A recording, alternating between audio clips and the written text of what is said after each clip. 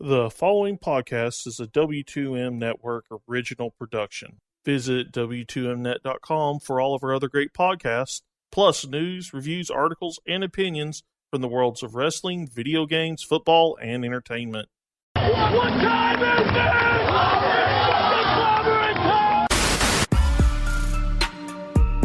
I am the face that runs the place. You need Roman to be out of the main title picture for a little while. Like, just, you give him a break. This is the only way you're possibly going to get the crowd to do anything but boo him, is give him a break. I'm the greatest wrestler in the world. It was exciting to see because it kind of reminded me of Reading Rainbow a little bit. All they needed was LeVar Burton to come in there. Well, this would have definitely got a 5-star pay-per-view for me. Show of the year. Yeah, show of the year.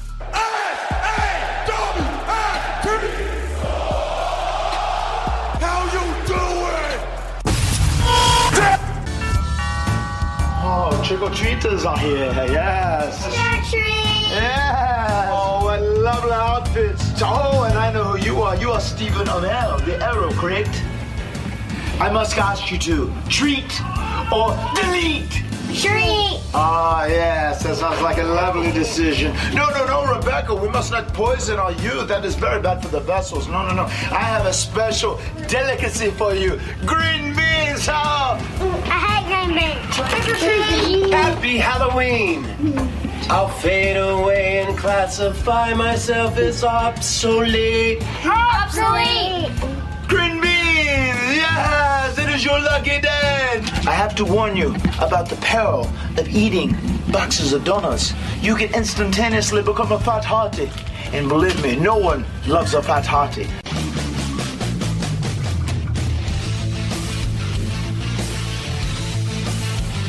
Ladies and gentlemen, wrestling to the max.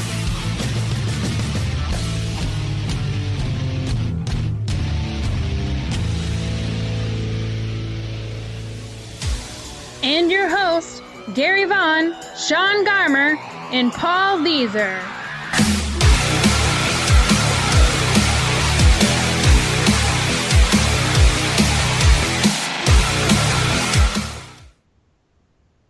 Welcome, everyone, to Wrestling to the Max. This is episode 219, part 1, and we are ready to get into some wrestling talk today. We hope you had a great Halloween yesterday. I know we had our own experiences during this holiday, and hope you, of course, are looking forward to the big holiday season coming your way, because now you are in the month of November, which means you're in the home stretch for Christmas. And yeah, I know. Trust me, you're going to get to hear all the Christmas carols early. I've already seen Hallmark, all these other channels on TV playing Christmas movies, and it was Halloween. It was bumming me out a little bit. I was like, shut up. I want to see blood, guts, and gore. Quit giving people gifts. God. Anyway, so here we are, and we are going to get into some big things today. Of course, we got some interesting news when it comes to the world of TNA. Yeah, I know. They've got some more things to talk about. Billy Corgan. Plus, we have a wrestling promotion in Japan that has been sold. Yeah, which one is it? We'll let you know in quick hits. Plus, we're going to talk some Hell in a Cell. And that'll be really me and Paul getting a chance to actually kind of give you our thoughts and everything. Sean did a great job with Harry Broadhurst and, of course, Patrick Ketza. They had a great show on Sunday night following Hell in a Cell. Paul and I were unable to be on the show. So tonight we're going to kind of give you our thoughts on what we felt like, the show, ended up being, and kind of get into some details. Plus, we don't forget also, we are going to talk Ring of Honor on this show. I'm looking forward to that. Some, pretty interesting stuff happened in this week's episode. So, in all, a good, good time we're going to have tonight. Really quickly, though, I do want to touch on Halloween real quick. I know you guys kind of did your own thing. Paul, you had bowling, right? How was bowling on Halloween? Empty. That's awesome. Smaller crowd, I guess, makes you happy. So, not so busy. You kind of do whatever you want, right? Yeah, I mean, there weren't a lot of people there. Not a lot of people in costumes, and I assume a lot of them, they're older. They have kids and stuff, so it's just not a good time, I guess, for them to go bowling. But it is what it is. Yeah, that's true. That's very, very, very true. Well, Sean, I mean, I know you've had a busy day. You've got a lot of stuff going on when it comes to Halloween. But did you get to at least feel any of the spirit of Halloween when you were hanging out? Well, at work they had some people dressed up while, this weekend we always kind of do some kind of work costume contest or whatever, and there's always people that dress up. So there was a person that dressed up as a cheetah and they had a tail, and there's a person dressed up as a witch, and you had some kids come in. We got to give them candy and whatnot. I was also working on the truck, so I didn't get to do a whole lot, and I've worked, I think, in 2 days I worked like a 16-hour shift straight, and then I didn't sleep a lot, did the show yesterday, had to go back in and work another 6 hours, and I had to go back in today and work another 6 hours, and doing trucks, which means you're not just walking around the store, you're lifting stuff and throwing them out of there and doing all that, so I slept, I think, 4 hours today. I woke up right before Raw started. I was like, oh crap, it's 8. Wow. So, thankfully, and I got to do some kind of, got to dress up and do a little Halloween thing at school, because I would have been terrible to go trick-or-treating with her today. Oh, man.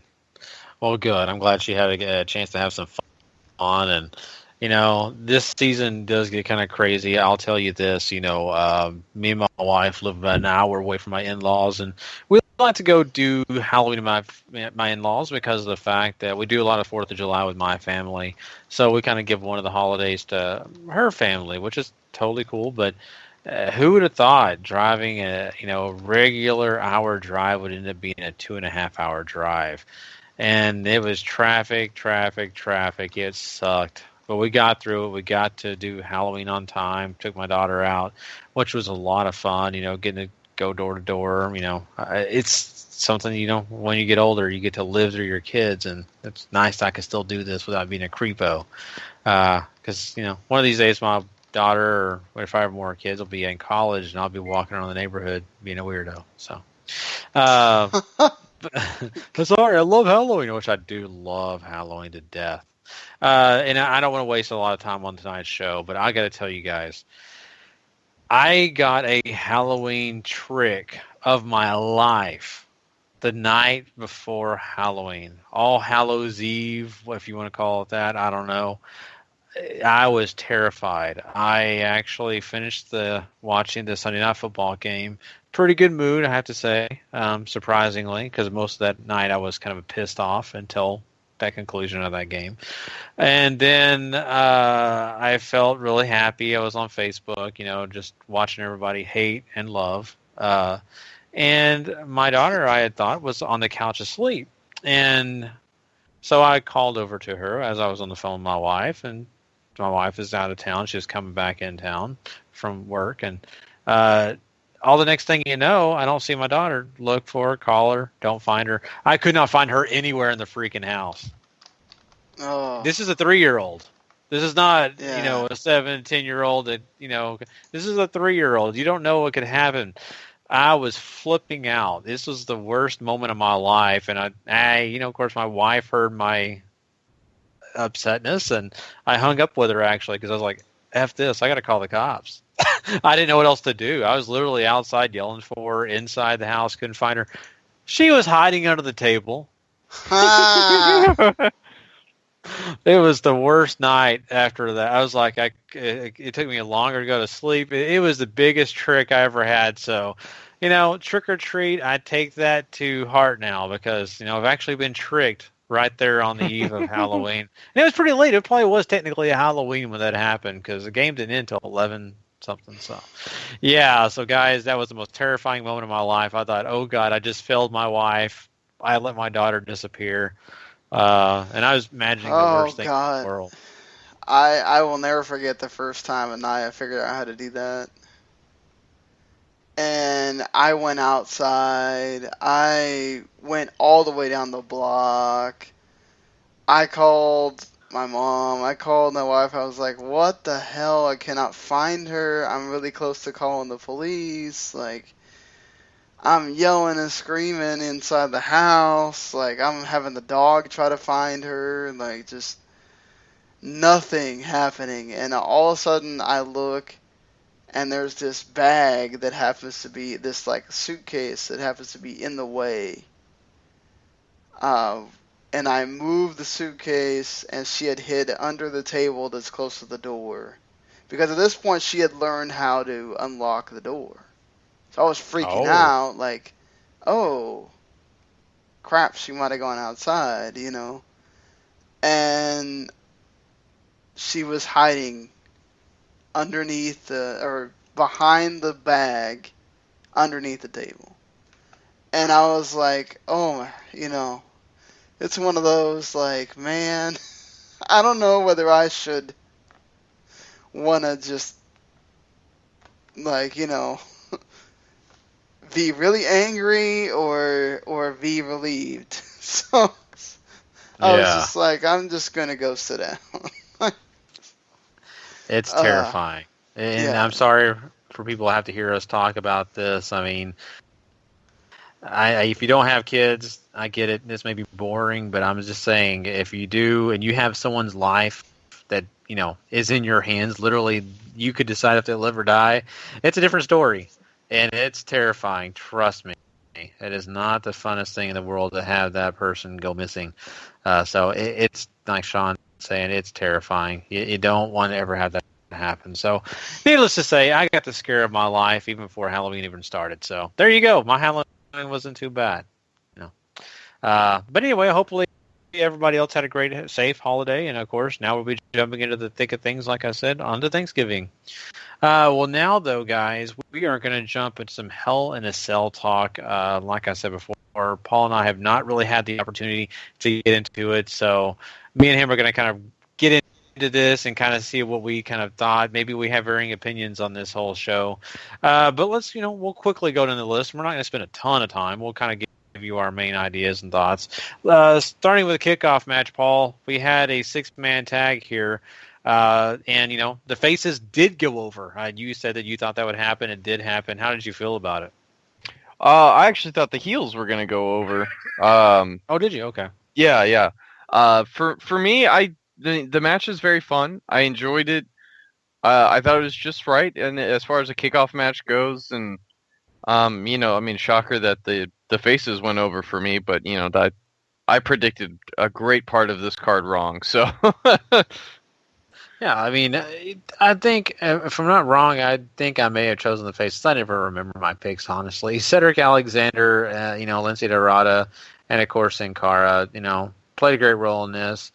You got to love all these guys. Drew Gulak, Tony Nese, and, of course, Daivari. They did a great job. I really enjoyed the match for what it was worth. It wasn't, spectacular, but it was great, just to see all these really talented guys get in the ring and mixed up, even though it is just a kickoff match. It's nice to see them get some time. So there you go. We'll talk about the first Hell in a Cell match was Roman Reigns against Rusev, and Roman Reigns does retain his U.S. title in this match. But, to be honest with you, Paul, pleasantly surprised. I actually didn't hate this. I was kind of coming into this thinking I was going to be bored. I was going to hate this. And I think these two guys put on a pretty good match. I agree with you exactly. Pretty much went exactly the way I thought it was going to go, but the brawl was very entertaining. I thought they did some fun spots. I was really shocked at how much offense they really let Rusev get here. It felt like he sort of took it to Reigns for most of the match, and Reigns got his big spots here and there. Obviously doing the camel clutch or the accolade there with the chain was a very big deal, but everything else I thought was fine in this match.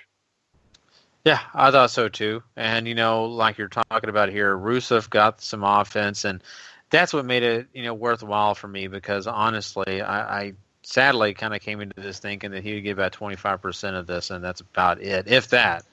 And he got more than that, and he did a great job. And both these guys just did an excellent job of putting over the fact that anybody could come out winner. So I loved it, and I really enjoyed that part. Bayley defeated Dana Brooke in this, and this is maybe not a major match or anything, but at the end of the day, it's nice to see Bayley get a big win. Yeah, I mean, once again, another choice that I didn't, no surprise here, but certainly, probably Dana Brooke's best match on the main roster so far, I would definitely say. Yeah, I agree with you, and I was really wondering how you were going to react to that because, we have really put down Dana Brooke on this show, saying that, she needs to work more, maybe go back to developmental. I've heard that a lot. I've been defending her off and on, but man, just sloppy. But in this match, really well. She did an excellent job, if you ask me. The club defeated Enzo and Cass, this was kind of something I had picked, but I wasn't confident, and it actually took place. This absolutely shocked me. I have and had zero faith in the fact that WWE was ever going to let these guys get a win ever again. Sorry. And suddenly they get the win. And that's very cool for them. And it's a real shame they sort of just flushed it down the toilet as far as Raw goes. But here, at least, you have some hope. Yeah, you're right. And that's what we were kind of coming off this thinking is that, man, maybe they are changing the tide here a little bit. Maybe the club is going to have an opportunity to actually gain some momentum down the line. And I don't know. It could still happen. But after what we saw on Raw, I don't have that faith as much as I did coming out of Hell in a Cell, to be honest with you. I don't know. Yeah. I just don't have that faith right now. Maybe they can prove me wrong and make me look stupid, but who knows? We had Kevin Owens defending his Universal title against Seth Rollins, and boy, these guys did go through hell. And Kevin Owens particularly, man, that drop to those tables outside the ring, that was killer. There's so many great moments in this match, but with the help of Chris Jericho, who locked himself in Hell in a Cell, they were able to pull off the win against Seth Rollins. And Rollins looked good with two guys of those guys' caliber in the ring together, but still Kevin Owens wins. I thought this was an incredibly well put together match. Like you said, the big spot there with the tables, Kevin Owens really getting to work Seth Rollins over, and Seth more than holding his own throughout, and just there's so many great spots in this. And Jericho's addition to the match added so much, I feel, and I really like how he got his way into the cage and everything. And if it wasn't for what the women pulled off in the main event, definitely would have been match of the night. Oh, for sure. It was hard making a choice between those two matches, and of course we'll get into that one. Let's talk about the fact that Brian Kendrick did defeat TJ Perkins for that Cruiserweight title. And, for the most part, I think it's kind of what we expected to get out of this. I mean, even if you didn't pick, Kendrick to win, you kind of felt like you would get this type of match. At least I did. I was absolutely shocked by this one. And I've read a lot of different reports and views on people thinking that they did the title switch simply because TJP's run wasn't working or anything like that. Of course, let's not discount WWE's absolutely awful booking of the Cruiserweight division. And I wasn't a fan of the finish. I wasn't a fan of how dumb it made TJP look. I wasn't a fan of all the build showing you that Kendrick is working for this last chance, and he's offering, he wants handouts, and he's playing TJP for a fool very clearly, and TJP knows this, and he still falls for it. It's this hurt a lot, in my opinion. Yeah, I mean, I could see where you're coming from on that, and I think at the end of the day, they had to figure something out where Kendrick would be the champion, and the way they made it all take place may not have been perfect, but I think at the end of the day, it had to happen. And so I don't know where they go from there. But what I know is I feel like the veteran in Brian Kendrick can hopefully make that belt matter and hopefully do something. I really enjoyed the post-show overall when they did what they call Raw Talk following the pay-per-view. And I absolutely love Brian Kendrick on it. He did an excellent job talking to everybody on the panel. Him and Booker T going back and forth was awesome. Even Lita jumped in and, threw the history on his face, saying we go way back and kind of talking about him and everything he's accomplished. But I just really appreciate that conversation went down, because it means so much more to me as I watch this feud. And so at the end of the day, I'm okay with Kendrick winning this Cruiserweight Classic. But, it was definitely not just the biggest match you've seen. It was not a match that you could sit there and say, oh, man, those guys just blew it out of the water. I really don't feel like they did that. That may not have been the purpose of the match in the first place. It may have just been trying to find a way to get Kendrick that belt. So, saying all that, we are going to move on now, and we are going to get into another big match here. And I'm going to have to get my place back again. But here we are, and so we finished the Cruiserweight Classic, and now we are going to talk about the New Day. They went on and defeated Cesaro and Sheamus. Now, this wasn't a big surprise. I think we all agreed that New Day was probably going to retain here. Not a bad match. But I think, they still continue to tell Cesaro and Sheamus' story in here, but I think it was kind of signed, sealed, and delivered, so it wasn't so big to me. I still hated the finish. If you wanted it to be something like this, I feel like you should have had the problems that Sheamus and Cesaro have clearly had with each other the entire time play more of a role, and in this I don't feel like they did at all, and they just end up arguing seemingly over something very small instead of something that could have been much bigger. Mm-hmm. Yeah, you're right, and I was really curious how they were going to use that and make it, make sense, but at the same time have a way of making it matter on this, because of the fact, really, let's be honest, this isn't a heel tag team, and right now it's a face for face. So that's my problem with it. I really didn't know how I was supposed to feel at the end of the day. And, not that it didn't bury Sheamus or Cesaro, so that's a positive thing.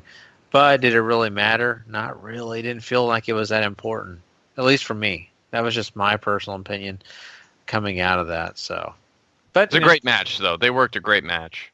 Yeah, you definitely a great match. Just when it comes to storyline, you may have those questions. Getting into the last match, so we had our final Hell in a Cell match and the main event of the three main events they did, kind of said they had, which I was a little bit surprised they still did this at the end, only because of the fact that Foley kind of gave it away, but they did, and I'm happy that they did that. This match is really interesting for the fact that Charlotte attacks Sasha Banks pretty early and causes her to have some back issues, slamming her on the announce table, really giving her some early injuries that ended up causing her to lose the match, I feel. Now, Sasha Banks, of course, supposed to be wheeled out and taken to the back, and she refused to, especially for the fact that she didn't want to Charlotte and, of course, lose her belt. So they ended up having this match, and boy, I was very happy from what we got. I was kind of concerned they were going to use the back injury to kind of maybe, if I can say this way, keep away from the messy things that happen and basically blame it on the back.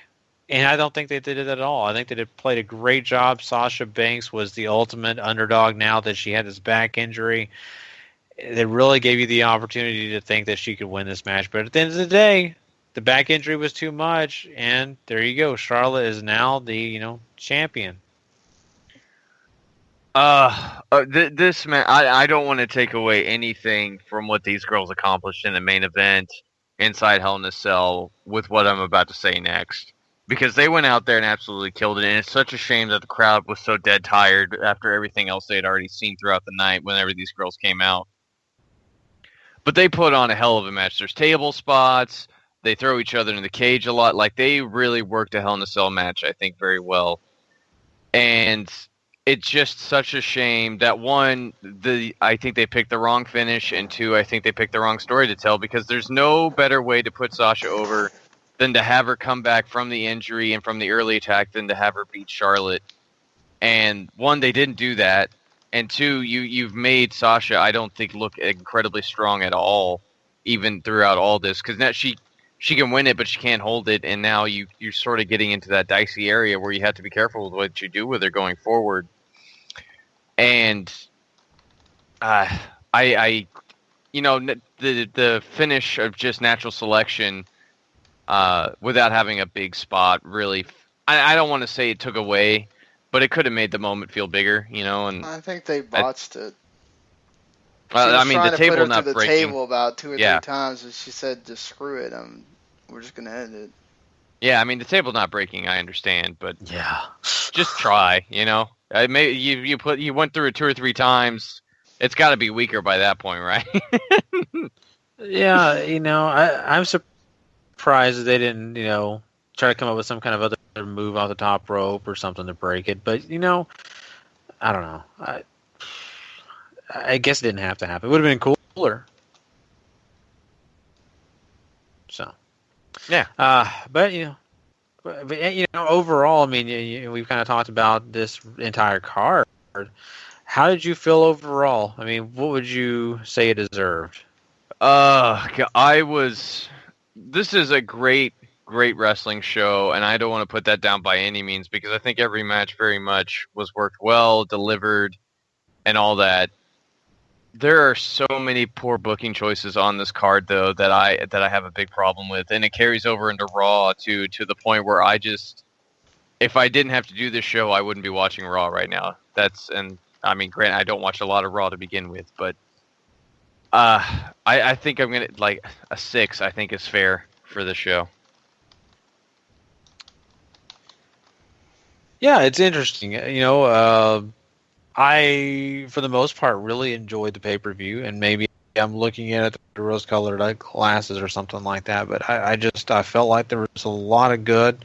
I think all 3 of the Hell in a Cell matches lived up to what they should have lived up to, and that was the selling point. They did a great job with those matches. So that big boost for me and rating. Some of the other matches on the undercard were not as important. I was not blown away by the Cruiserweight Classic match. I keep calling it the Cruiserweight Classic, Cruiserweight Championship match. And then I was not exactly blown away with some of the other matches. They were good, and I enjoyed them, but that was not something I was, on the edge of my seat or anything. I'm going to give it a 7 only because I feel like they did what they kind of do on a Raw. If they have really good matches, a lot of it makes sense. I usually go with a 7. It's very average. It's something that's a decent show, and that's what I feel like it. Now, if they would have done more on some of the undercard and given those more validity and meaning and all those kind of things, I think this could have been a very easy 8 for me, maybe even a 9 if they'd had a really, really good card where all the matches were super awesome. But, I think a 7 is fair from my personal opinion, so. That is us. And of course, we broke down Hell in a Cell here between me and Paul, and I hope you enjoyed what we gave you here. But if you want to hear a lot of other great discussion about Hell in a Cell, maybe you didn't hear enough, and of course, you want to hear Sean's opinion, go check out that show. It's on of course, wherever, you can find our stuff, right? W2Mnet.com. That show's on there. As well as, if you already subscribed to the W2M Network, it's already on your docket. If you don't, you have not subscribed, go subscribe now so you can hear that show. Go check it out. All right, well, now we are going to move on and talk some quick hits. So we will be right back with some wrestling news right after this.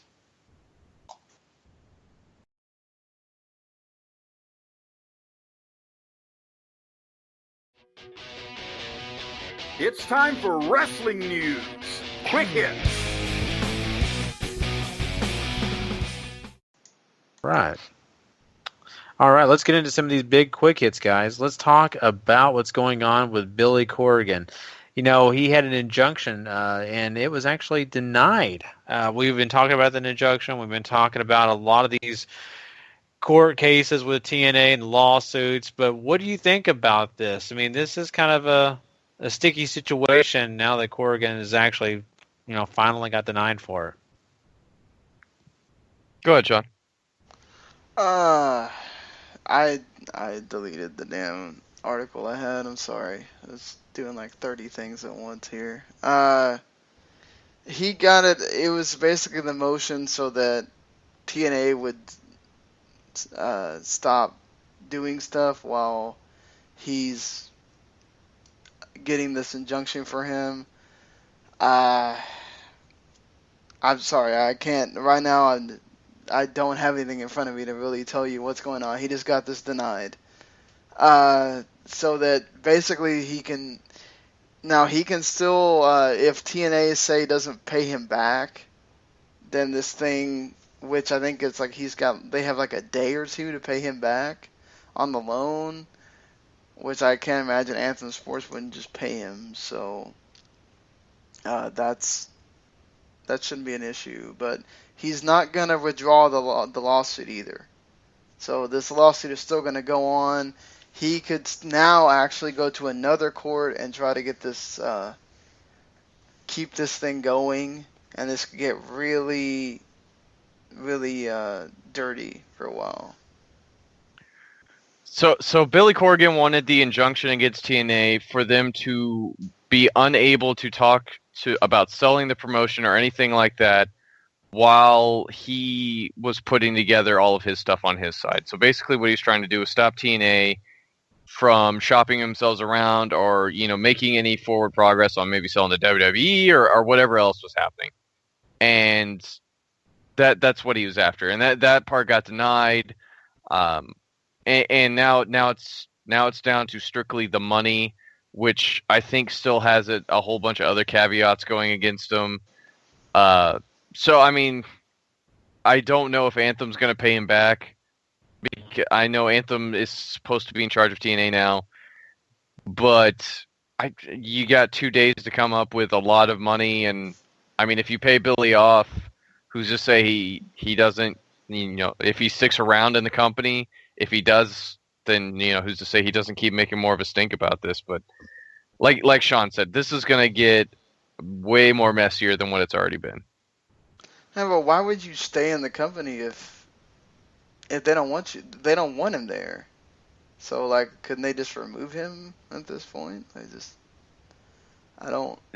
I think it depends on how the money thing goes. If they don't pay him, then he's got a reason to stick around because now he's got a big case, and now he can probably win either part of control or some control or something from TNA to where they either have to declare bankruptcy or they go out of business, and he wins that way too because now he can take whatever relationships he has from TNA going forward into something else he wants to do or what have you. But there are reasons to stick around, I would think, if he's going to continue to try to win control of the company. Yeah, this is a tough situation, and I look at it as it's going to be really hard for Corgan to really get things on his side because the way things are kind of structured here in TNA, the way things have kind of been put into place, he doesn't have much to stand on. And so him getting his way, it's going to be tough. And I don't know if he can do it. He might be able to. He may be able to find a way to do it, but I just don't know, man. I think this is going to be a little bit bigger of an uphill battle than I think he really is going to want to fight in the end. I hope it does work out for the best for whoever does take it and whoever does get complete control. But, man, this is just kind of a sucky situation. It really is. And, I mean, Sean, we were talking off air about Michael Bennett, and he's even saying that, well, he's not saying anything. He's making some comments, let's be honest, that are not really is shining a good light on Dixie Carter. Yeah, I mean, he obviously seems to be in favor of Billy Corgan. They also have the on-air. Some of this, I don't know if it's in character or not, because obviously he has that thing with the whole storyline with him and Maria against Dixie. But apparently he was at an indie show where he's supposed to be a face, responding to "We Want Billy" chants and "Dixie sucks" chants in a negative way. So, and he talks about, we're going back to bad business again. Ouch. I mean, if I'm Dixie, I don't want people like that in my, if I'm the one keeping this company, that's not good that some of your wrestlers are not agreeing with having you there. I agree on that front, but certainly I think Mike Bennett took a bit of a risk whenever he jumped from Ring of Honor to TNA, and it hasn't paid off for him. So maybe he's just frustrated. Yeah. You can understand that. Let's be honest. You really, really can. And other guys have gotten the big spotlight. Other guys have gotten the TNA Championship belt. And I think really Michael Bennett came in, maybe even let's promised think about it too, Gary. to be the champion. I think that could have been one of the selling points. I mean, let's think about it from a certain, like Michael Bennett comes from being an ROH where you never have to worry about the business stuff. That's taken care of by a big corporation. I'm sure most of the time that he's been there, what has been the news about TNA? The business stuff. Like, oh, somebody's not getting paid. This person's not, this is happening.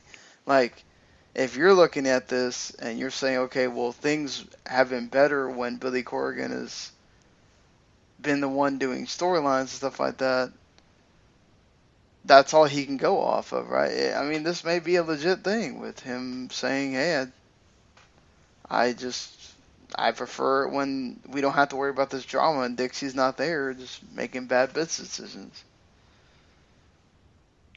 And you can't blame him for that. I mean, I don't blame him at all. I mean, things are easier when someone else is taking care of all the business and you're not putting in place where you really don't know the future at all of your company. So this is a sucky situation for, the talent too. I kept saying that about Billy Corgan, but now it's, it is flowing over into the talent, and obviously it's affecting me, especially if you're going to make statements like Michael Bennett did. Now, is the storyline? I don't know. I can't tell you that, but if it's not, it's obviously emotional, and it's something he's feeling, and he's giving it out there to people. So, and he's also taking a risk by doing that. He really is, especially, with the people who are paying your check. I mean, it's tough to get out there and say things that are negative towards them, but he did. It makes you wonder if that's why Maria is really considering moving on and maybe stepping aside from the wrestling business, or maybe making it more part-time and starting to use her degrees and maybe go, further her education and get a master's degree. I don't know. I mean, it's kind of a smart thing, if you ask me, for her, because, she's got a leg to stand on now that she's had a second education. Yeah, I mean, it'll certainly suck for Bennett. I think he loses a big part of his character and what adds to that whole overall appeal of what he brings to the wrestling and TNA and all that good stuff. But, I mean, hats off to Maria for wanting to go off and pursue something else outside of wrestling, though. Yeah, I mean, yeah, you got those degrees. You should want to use them, right? And I mean, let's be honest, the lifespan of women in wrestling usually is not too long. And Maria probably sees that writing on the wall, that she's kind of done everything she wants to do. And hats off to her for wanting to further herself. For sure, and I think a lot more talent needs to look at that, structure and consider that as well, especially the fact that, like Sean said, the lifespan of a woman in the world of wrestling, especially when it gets to TNA, WWE, it's very short. Getting into something that's really kind of sad and kind of a bummer for people who love this guy, it's Austin Aries will not be wrestling until probably early 2017. Why?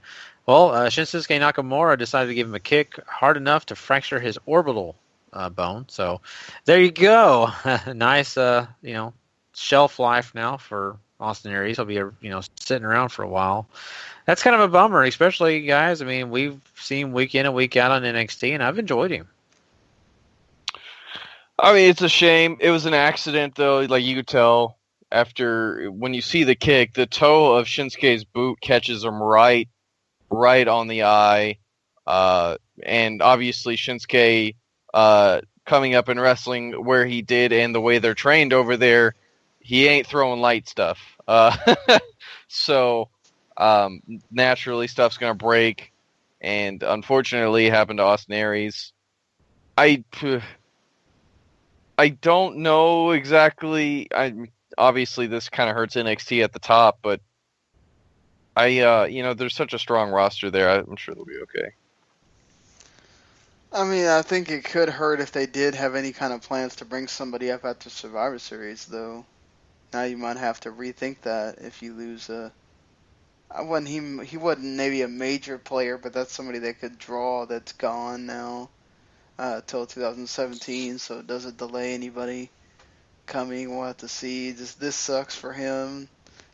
They obviously had to change the Dusty Rhodes Tag Team Classic tag matches. So,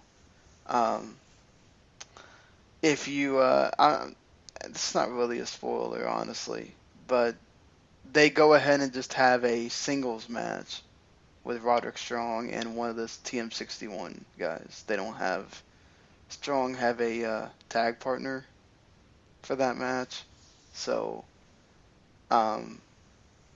that's how they deal with that. So Austin Aries obviously not in that match because he had his eye hurt then.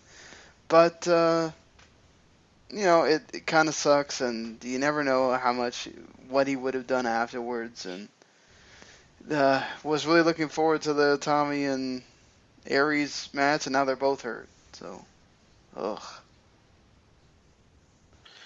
Yeah, that is a huge bummer. And, we'll have to see, when he's able to come back. And hopefully when he does come back, he gets right back into gear and does his thing. But it's a bummer that we don't get a chance to see Austin Aries for a while. One other thing that we need to jump into real quick is that Noah was sold, Sean. And this is to a tech company, I believe. IT company. Murph Fuji is the one that's been talking to these people.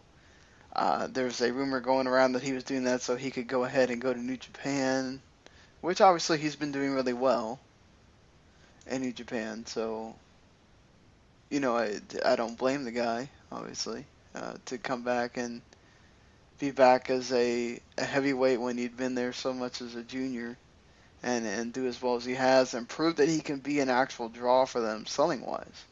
And that's got to show the company and show him something that he could, make better use of himself than just doing stuff in Noah. Tokyo Sports is the one that reported this, that apparently it's been done for 3 weeks. They're going to announce it at the Kurikan Hall show in a couple of days, so that it's official. And Masayuki Uchida, who was part of All Japan at one point, and then was part of the people that kind of got ousted, so that if I'm remembering this right, he got ousted so that Muto could come in and take it over, and then Muto wasn't even giving back the company either, or Great Muta. So, this is good for Noah though. Paul. This is going to be. Let's see how this affects the New Japan relationship, but good that Noah's getting an influx of capital. Yeah, I'm curious as to how this works. I know Bushiroad had a good amount invested in Noah, and I'm guessing they just finally found the right deal of either they needed to cut ties to help save some money, or they found a good deal with this company that they sold to. I don't think it will hurt the relationship in the short term. There's so much of New Japan tied up in Noah right now that if you just cut them out completely from the go, Noah's going to be struggling real hard, and I don't think that's what either side wants out of this. So maybe you don't see these changes start taking place for another year or so, but certainly it means something good for Noah. Hopefully they can keep on chugging along. Because they, much like All Japan finally turned the corner this year, hopefully Noah can do the same. Well, Kadani just tweeted that he is very surprised by the sudden business news happening. So it seems like New Japan was not kept in the loop about this at all. Which I don't know if that's going to mean good or bad things. I don't think that should really surprise anybody. It's Bushiroad who sold it, not New Japan. Right, but Kadani's the one that is involved with Bushiroad. You'd think that he would know a lot more about it if he's surprised by what's being done here, then maybe they were kind of, Marufuji was just kind of talking to UCHIDA and this IT company, and they kind of just didn't really involve Bushiroad too much in it. I mean, they would have to, otherwise, you can't make a sale unless Bushiroad signs off on it, I would think. Maybe they don't own as much of Noah as we thought. They had enough to where New Japan could take direct control and interest into what Noah was doing, and one of their guys was booking the show. I had to think Bushiroad had a good amount of sway. Yeah, I mean, you're right. They probably do. It's just, this is going to be really interesting what's going to happen with this, but it's good for Noah. I mean, they own all the contracts, all the licenses, everything that involves Noah. So it's also interesting too what's going to happen with all the New Japan talent that's been there. And is the Suki Gun going to come back, or are they going to stay there? I mean, that's a lot of guys to all of a sudden have to find things for them to do in New Japan. Yeah, I mean, and we know Suzuki has been booked for a show on Noah on the same day as Power Struggle, so the time bomb isn't for him anymore, and people are now speculating as to who that's going to be for. And like I said, I don't think you're going to see all these guys up and bail out of Noah, because one, I don't think Noah will have enough, and two, I don't know if New Japan's going to know what to do with a lot of these guys, but I mean, certainly Taka and Taichi and all that could certainly help somewhat boost the junior division, I guess, depending on your opinion of them. But I really want to see Suzuki back and New Japan something fierce, though. I miss that guy. Yeah, him and Shibata need to have a match like right about now. Yeah. But yeah, I mean, this is a lot of wait and see. Obviously, they'll have more information in a couple days. On the Thursday show, Friday morning show, we'll be able to tell you a lot more because, like I said, in a couple of days, looks like on Thursday at some point, they're going to have official information about this, and I'm sure there will be more said about it. For sure. So, well, Sean, do we have any other quick hits we want to jump into before we move on to Ring of Honor? Anything you can think of? I did want to point out that Meltzer said that apparently the original finish with Sasha was supposed to go over in that match, and WWE changed it.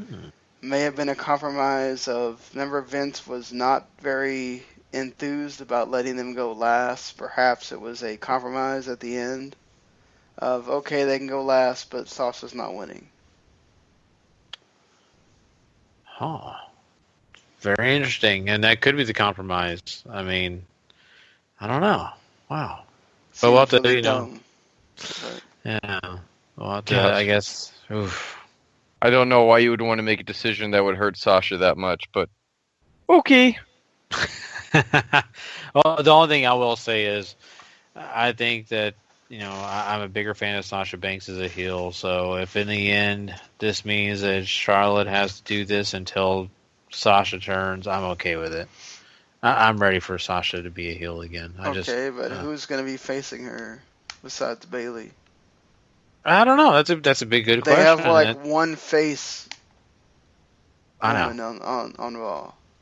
Yeah, and I don't disagree with that. Not at all. And I get why they have Sasha as face. It's just, I think she does such a better job as a heel. I just do.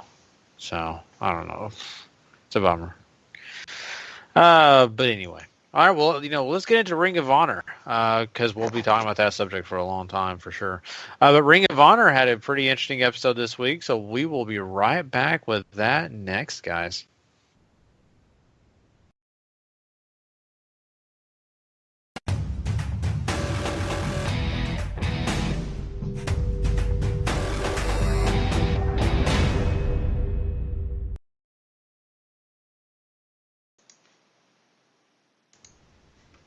All right, Paul. All right.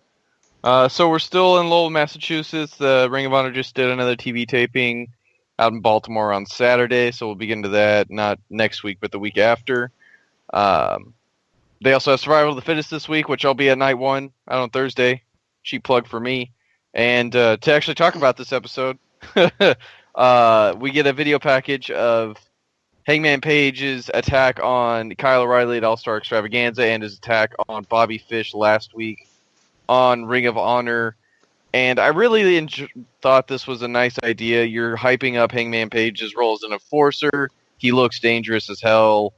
And going into a TV title match that he's going to be having with Bobby Fish at some point, I think that's really nice idea. And then we move straight into our first match after we get through the opening credits there of Dijak squashing Danny Miles, hits him with not 1, not 2, but 3 feast your eyes, and Danny Miles is as dead as a man can be. Yeah, and I was, really wondering how long this was going to go.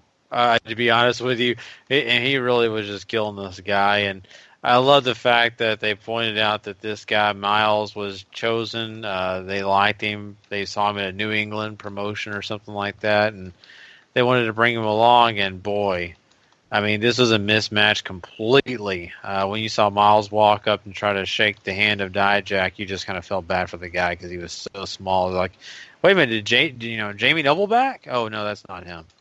He's so short and so small compared to Dijak. So, just a way to get Dijak to look good, and the promo following this was kind of interesting as well.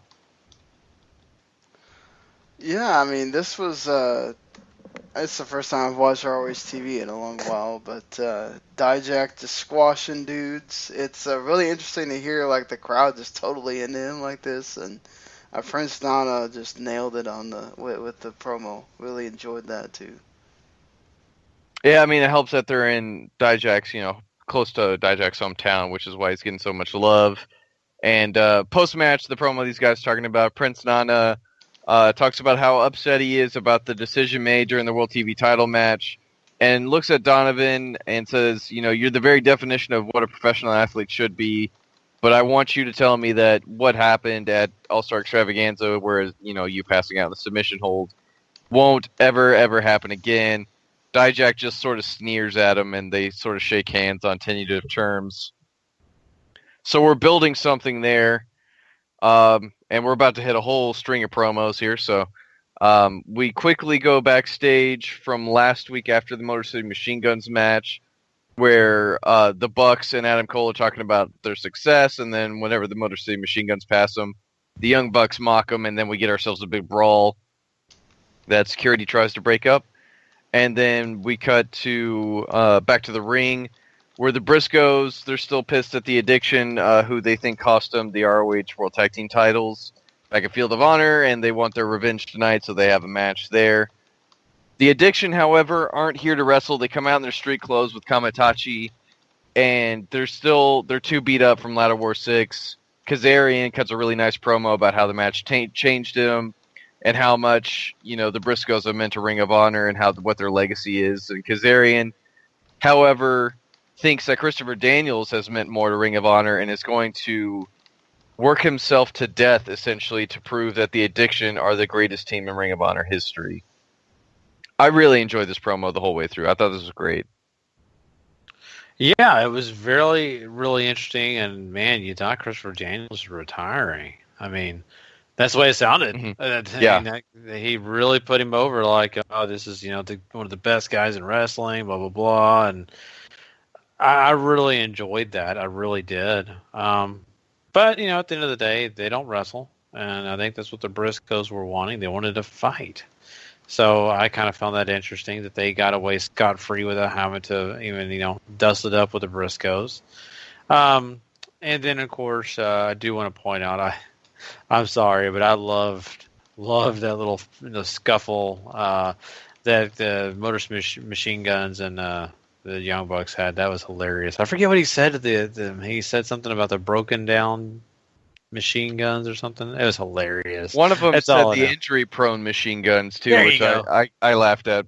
I'm sorry, but I busted out laughing too. I loved it so much, so I just had to throw that out there. That was freaking great. I love that.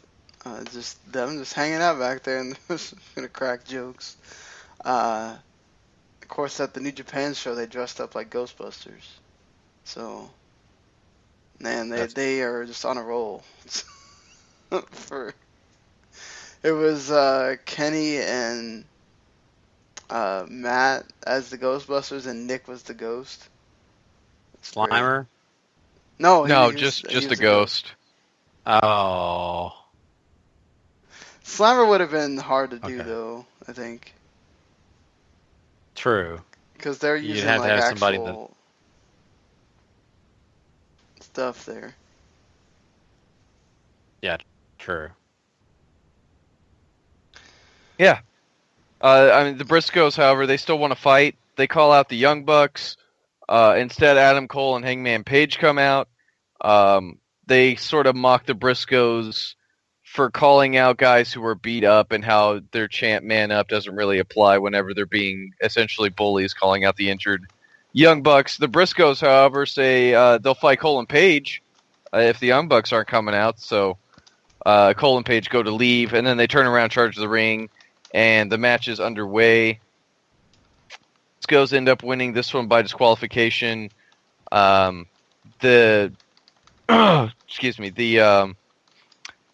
I lost my place here. Page and Cole sort of resort to using some dirty tactics to go out and grab some chairs and hit the Briscoes with it, which causes the DQ. And then Bobby Fish and Kyle O'Reilly come out, selling the injuries. O'Reilly is holding his shoulder. Bobby Fish has his ribs taped. They kind of half sprint to the ring, and even whenever they go to swing chairs, it's sort of half-hearted, but it's still enough to send Cole and Page running. I really enjoyed the match. Was nothing. It was second fiddle, I think, to tell the story that they were telling here. Yeah, I agree with you. And you made the point earlier in the show that I believe it was this part was about the fact that they sold their injuries, and they really sold it so well to where you just wondered why they didn't try to hang around and just take these guys apart even more. Maybe the Cole and Hangman, Adam Page would jump back in the ring and maybe try to get the upper hand again, but they didn't, and that's fine. But these guys are just, broken down right now. They've got to get their injuries healed up, and I like the fact that they made the save, but it tells a bigger story. The match was fine. Didn't have a problem with the match. Enjoyed it for what it was worth.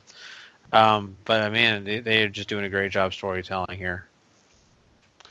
Yeah, I really enjoyed this too. The match was what it was. I kind of felt like you guys said, it was just kind of added there just because they'd already shown up in the ring and we're going to do this and whatever. But I liked how they did this. The Young Bucks don't come out, but you use the Bullet Club well to have other guys in the Bullet Club come out and kind of represent them. And this was overall just a really good segment. Yeah, and then we cut backstage. Matt Taven gets a promo to hype up the return of his Kingdom. They debut next week in their first round match in the World Six-Man Tag Team Title Tournament against the Bullet Club. Jay Lethal then joins Kevin Kelly on stage to hype up the fact that he's getting a world title match during the Reach for the Sky tour over in England. And then we get to the main event, which is the semifinal from Block A in the six-man tag team title tournament, as the Cabinet take on Jay White, Kushida, and Super ACH. I thought this match was fine. The finishing stretch was really good. Kushida, Caprice Coleman is a laugh right in this. He's screaming in pain, or overly selling, I think, the pain, but it's very hilarious. And White, Kushida, and ACH pull off the upset here. Sort of the same way that they won the last one. There's big dives to the outside.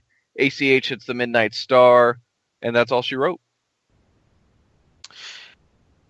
What's kind of interesting, too, is they kind of alluded to with the Cabinet that, they were going to do what they do, and that's, they were going to protest with the, one knee belt and all that. And, I thought it was hilarious, though, because I think a lot of people probably didn't see that coming. It was the Cabinet all kneeled down, and then, of course, the ACH and Bunch, pretend like they're going to shake their hand, and they just basically, kind of like the FU sign, And I love that, and I think a lot of people around country probably want to do that to Colin Kaepernick, and they can't. So this is a way of doing it. So it's hilarious, you know. I just thought it was kind of funny that they even took a shot at that. These guys are getting super political, even mentioning the election in this promo that they did. So it's kind of funny. Good match for what it was worth. Not great, nothing spectacular, but it was okay.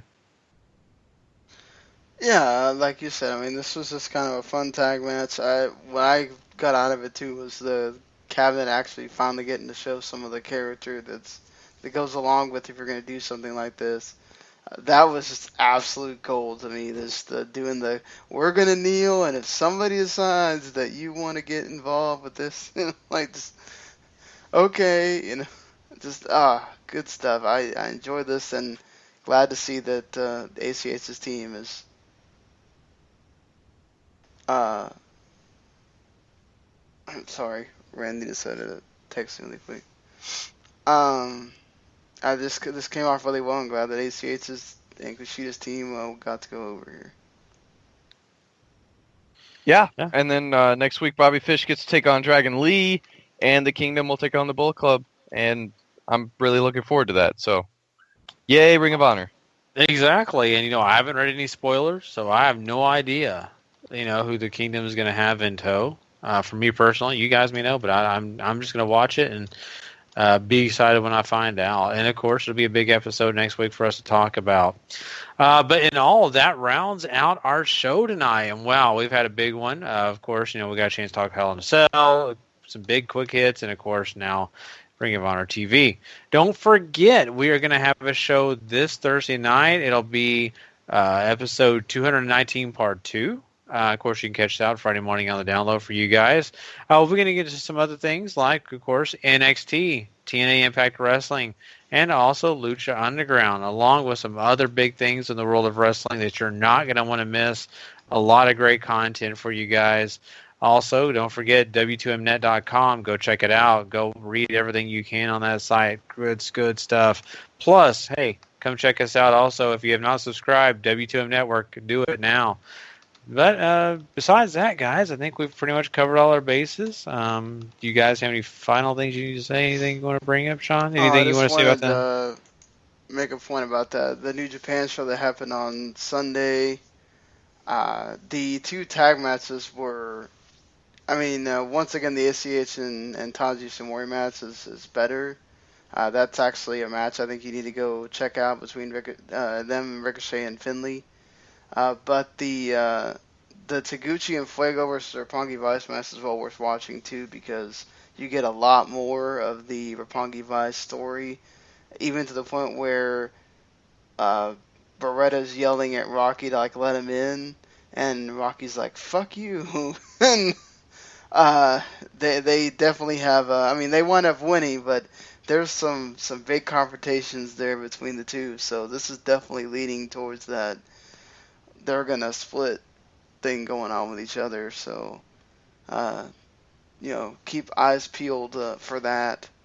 And, of course, the Elite and Chaos tag match where you get to see the Elite dressed up as Ghostbusters. Well worth it for that, too.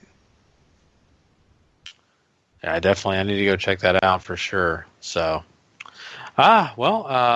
and also, make sure I know we'll be having some other big shows for you guys to come check out on that network.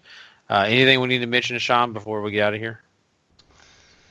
It should be all the regular shows, of course, SmackDown review, and sorry we missed the video games podcast. Just too much stuff going on. We should be able to correct that on Wednesday and get that one out there for you. Awesome. All right, guys. Well, we appreciate everybody for coming checking us out. Of course, we know where to find us next Thursday, of course, Friday on the download. So we'll see you then. Until then, if you're not living life to the max, not living life at all. You know it. Please. Later.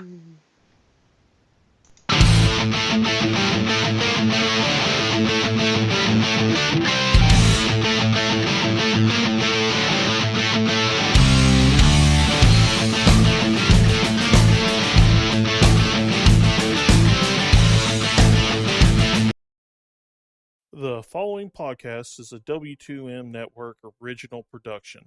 Visit W2Mnet.com for all of our other great podcasts, plus news, reviews, articles, and opinions from the worlds of wrestling, video games, football, and entertainment.